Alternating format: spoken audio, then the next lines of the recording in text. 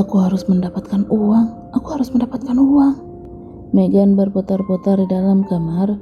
Kepalanya sudah terasa akan pecah mencari ide untuk mendapatkan uang sesegera mungkin. Dia tidak akan membiarkan Marius mengirimkan gambar-gambar itu pada Jupiter, sehingga hidupnya akan berakhir hari ini juga. Sial, kemana aku akan mencari uang yang sangat banyak? Umpatnya penuh emosi. $1 juta, dan itu bukanlah jumlah yang sedikit. Dia saja tidak memiliki bahkan seperempat yang diminta oleh laki-laki itu. Bagaimana bisa dia mengirimkannya dalam waktu singkat? Megan frustasi, rencananya menjadi hancur karena orang yang dianggap bodoh justru sekarang mengancam dirinya. Orang bodoh itu, kenapa juga aku bisa lalai kepadanya? Gerutu Megan tidak percaya ketika dengan semi Megan bisa membuat laki-laki itu benar-benar bodoh. Tetapi Marius ternyata berbeda. Lelaki itu hanya menginginkan Valerie sehingga tunduk kepadanya selama ini. Ketika mendapatkan Valerie lagi, Marius justru menyerang dirinya dengan segala rencana yang besar. Brengsek, aku ingin membunuhnya detik ini juga. Lagi ponsel berdering dan membuat jantungnya berdebar tidak kendali. Itu Marius, laki-laki yang baru saja dia maki-maki. Kau sangat tidak sabaran, brengsek. Megan letakkan ponsel itu di telinga setelah menggeser ke posisi menerima panggilan. Halo, Marius, tolong dengarkan kata-kataku. Kita ini adalah orang yang menderita oleh ulah Jupiter dan Valerie. Kau tidak ingat semua itu? Sangat berusaha dia mempengaruhi pikiran Marius, tetapi hanya kesalah yang dia dapat kemudian. Aku tidak mempercayaimu sejak awal, Megan. Valerie tidak seburuk yang kau tuduhkan. Marius, dengar. Aku tidak ingin mendengarkan apapun, Megan. Aku hanya ingin uang itu segera kau kirimkan. Dia sangat tidak sabar. Pasti Marius udah sangat ingin pergi meninggalkan negara ini sebelum Jupiter mencium kejahatannya. Enak aja dia. Megan sangat marah oleh isi kepala laki-laki itu. Tapi kau tahu, aku tidak memiliki uang. Apakah itu urusanku, Megan? Jika aku pergi membawa Valerie sekarang, aku akan selamat dari tangan suamimu. Tapi begitu aku mengirimkan bukti kejahatanmu, kaulah yang akan mati di sana. Ini adalah kesialanmu, jadi jangan membuat alasan dan segera kirimkan. Tak ada gunanya Megan merayu laki-laki itu. Tidak ada. Marius yang sialan ini ternyata memiliki otak licik yang sama seperti Megan. Mau tidak mau, dia harus memberikan apa yang Marius katakan, kalau tidak ingin hidupnya yang berada di pemancingan. Berikan aku waktu. Akhirnya hanya itu yang bisa Megan katakan sekarang. Tolong 24 jam saja. Jika aku tidak mengirimkannya, kau bisa melakukan apa saja yang kau inginkan? Tidak, tetapi 3 jam. Marius menolak tawaran Megan. Ingat, hanya 3 jam sejak detik ini. Aku tunggu. Lalu Marius memutus teleponnya. Dia pikir dia siapa? Dasar laki-laki kampungan, sinting dan licik. Megan menjambak rambutnya frustasi. Dalam waktu 3 jam, ya Tuhan. Siapapun orang tidak waras di dunia ini pastinya tahu mencari uang sebanyak itu dalam waktu 3 jam adalah hal yang sangat mustahil. Tidak, aku tidak akan membiarkan si brengsek itu merusak segalanya. Pada akhirnya Meganlah yang kalah. Tak ada pilihan lain baginya jika tidak ingin semua ini berakhir. Megan sudah lelah berkelana di luar sana. Dia tahu hidup tanpa uang adalah sesuatu yang sangat tidak mengenakan. Dia tidak mungkin lari meninggalkan rumah Jupiter untuk menghindari kemarahan laki-laki itu. Bagaimanapun caranya, Megan harus mendapatkan uang sebanyak yang Marius minta. Tapi percayalah Marius, kau akan menyesal setelah ini. Seperti seorang maling, Megan berlari mendekati lemari di ruang ganti. Dia membuka kasar lemari itu dan mengeluarkan seluruh perhiasan yang ada. Otaknya sudah tidak bisa berpikir selain menjual semua perhiasan milik Valerie. Aku akan menggantinya pelan-pelan. Ketika semua ini sudah membaik, aku bisa mengambil uang Jupiter diam-diam atau membunuh Marius dan mengambil kembali uang ini darinya. Bisiknya jahat. Megan ingat betul, Jupiter adalah laki-laki yang acuh tentang uang dan perhiasan. Dia yakin laki-laki itu tidak akan tahu jika Megan mengambil dan menjual semua perhiasan di dalam lemari itu. Yang paling penting sekarang adalah menutup mulut Marius dengan uang yang banyak. Setelah mengumpulkan semua perhiasan ke dalam tas, Megan mengendap-endap keluar dari dalam kamar. Tapi berikutnya dia dikejutkan oleh wajah Rainer yang berdiri di depan pintu. Sayang, kau sudah pulang sekolah? Megan terbata bertanya. Tidak lantas menjawab, Rainer menatap wajah ibunya beberapa detik sebelum matanya turun, menatap tas yang tengah menggantung di tangan kanan. Ibu akan pergi? Pertanyaan yang pertama keluar dari mulutnya. Tentu saja Megan terperanjat. Anak sialan ini, kenapa juga harus peduli aku akan kemana? Tapi berusaha dia tersenyum membuat Rainer tidak curiga. Tidak, tas ini hanya berisi barang yang tidak ibu pakai lagi. Itu orang-orang di luar sana mungkin membutuhkannya. Lihatlah wajah Rainer yang tetap datar, seakan tidak percaya akan alasan yang Megan berikan. Dia meretuk di dalam kepala, mengutuk anak laki-lakinya yang mengganggu rencananya. Ibu akan menyumbangkan pakaian lagi?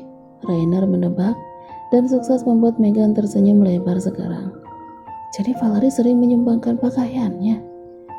Berlagak seperti orang kaya saja, padahal dia sendiri hanya menjadi parasit di rumah ini.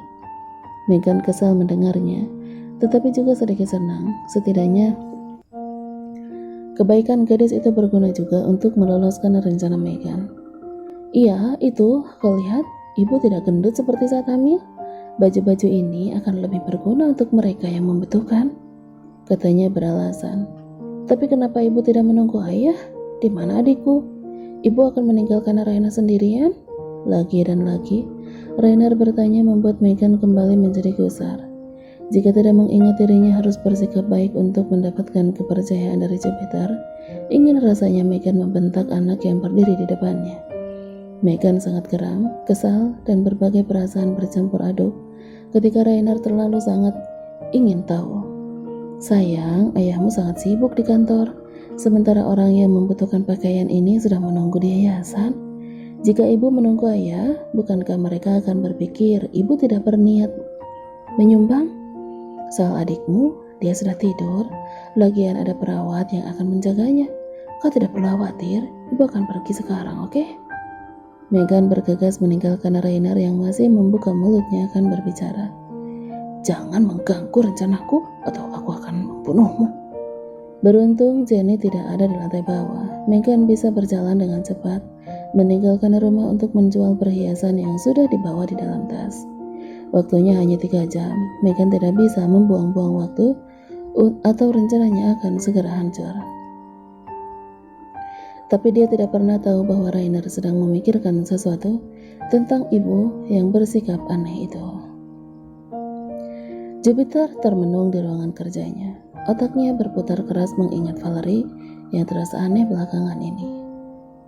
Bukan, dia tidak sibuk seperti yang dia katakan pagi tadi. Jupiter ke kantor hanya ingin menenangkan pikiran dari gangguan istri yang sungguh tidak biasanya. Sekembalinya Valerie dari rumah sakit itu, dirasa sangat aneh. Dia tidak seperti Vale yang Peter kenal sabar dan selalu bersikap santai. Menurut Jupiter, Valerie yang sekarang justru sangat berbalik 180 derajat. Bayangkan saja, seorang wanita yang baru melahirkan, apakah wajar terus-terusan menempel di selangkangan? Valerie adalah gadis yang bersifat manis, penyabar, dan dia bukan seseorang yang hanya memikirkan tentang seks. Tapi belakangan ini, tangannya terus saja menyentuh milik Jupiter seakan takut benda itu akan hilang begitu saja. Bukankah dia masih berdarah? Bagaimana jika Peter tidak mampu menahan hasrat, lalu memaksanya berhubungan intim? Jangan sampai Peter tidak akan membuat istrinya menjadi rusak oleh nafsu sesaat. Peter ingin memiliki Valerie selamanya sampai mereka menua dan mati bersama. Di matanya Valerie bukan hanya tentang seks semata. Selain itu, Valerie juga menjadi berubah terhadap Rainer.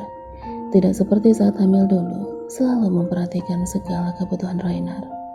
Meski Valerie sangat lelah oleh perutnya yang besar, dia akan mengingatkan Jupiter untuk menjenguk putra mereka di kamarnya. Menyuruh Peter bertanya apakah ada tugas sekolah, lalu memintanya mengajari Rainer. Tapi semenjak pulang dari rumah sakit, Vale seperti acuh, jangankan terhadap Rainer. Dia hanya bergerak ketika Raina menangis sangat kencang. Tidak seperti seorang ibu baru yang ingin selalu mendekap dan mencium bayi mereka. Apa yang salah dengannya? Bisik Peter menggoyangkan mouse di atas meja.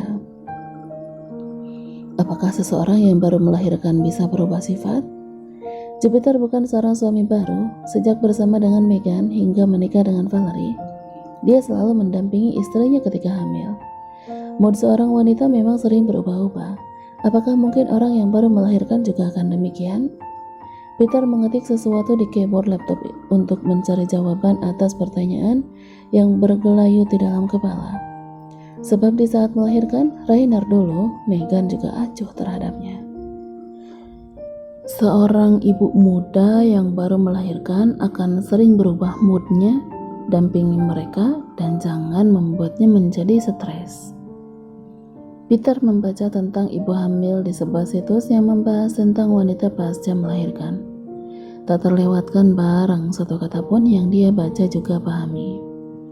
Di sana dikatakan seorang wanita yang baru melahirkan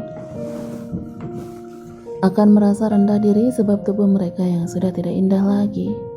Jadi, untuk membuat mereka tetap percaya dan merasa dicintai, suami harus sangat sabar dan sering membisikkan kata-kata cinta untuk mereka.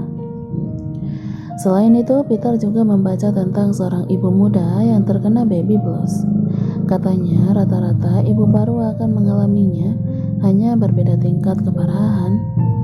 Jika terus dibiarkan, bisa-bisa mereka menjadi benar-benar tidak peduli terhadap bayi yang baru dilahirkan. Aku sudah melakukan kesalahan. Gumam Jupiter menyesali sikapnya pagi tadi. Dia sangat mencintai Valerie.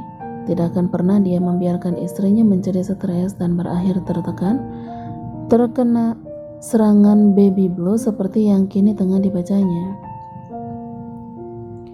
Jupiter segera mengambil ponsel untuk menghubungi nomor istrinya, berniat meminta maaf dan mengucapkan kata-kata cinta untuk Valerie.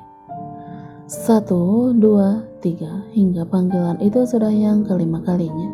Valerie tetap tidak mengangkat. Kemana dia?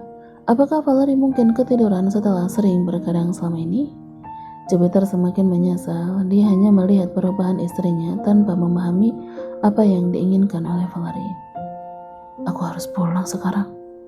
Segera dia beranjak dari kursi kebanggaannya, meraih kunci mobil dari atas meja dan bergegas meninggalkan ruangan kerja. Valerie baru saja melahirkan dan sangat ingin terus didampingi oleh suami.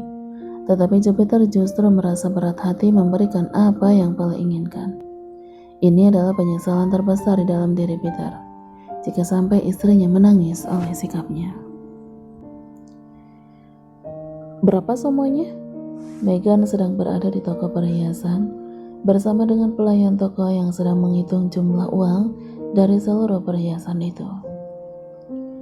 Gadis berpakaian rapi di depannya masih sibuk menghitung jumlah total dari uang nilainya, membuat Meghan sangat tidak sabaran.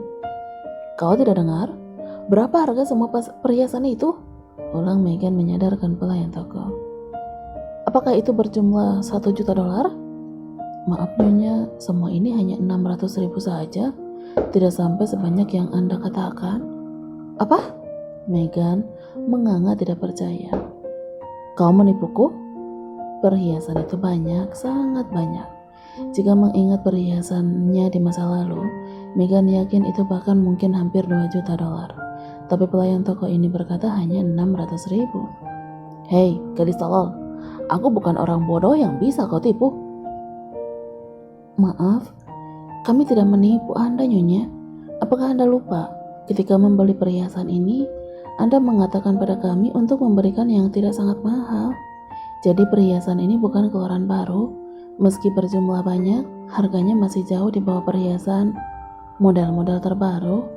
Lihatlah kodenya agar Anda tidak salah sangka. Meghan mendekatkan matanya untuk melihat kode dari perhiasan-perhiasan itu. Dan benar saja ini adalah perhiasan biasa. Hanya ada satu set yang memang memiliki kode paling mahal. Dan itulah yang membuat harganya sampai ratusan ribu dolar. Meghan sangat kesal, geram oleh ketololan Valerie. Kenapa juga dia memilih perhiasan yang tidak mahal? Jupiter memiliki uang yang sangat banyak, dan dia membeli perhiasan murahan milik kalangan menengah? Persetan, Megan tidak peduli tentang itu. Tetapi ketololan Valerie sungguh membuat dirinya yang kesulitan sekarang.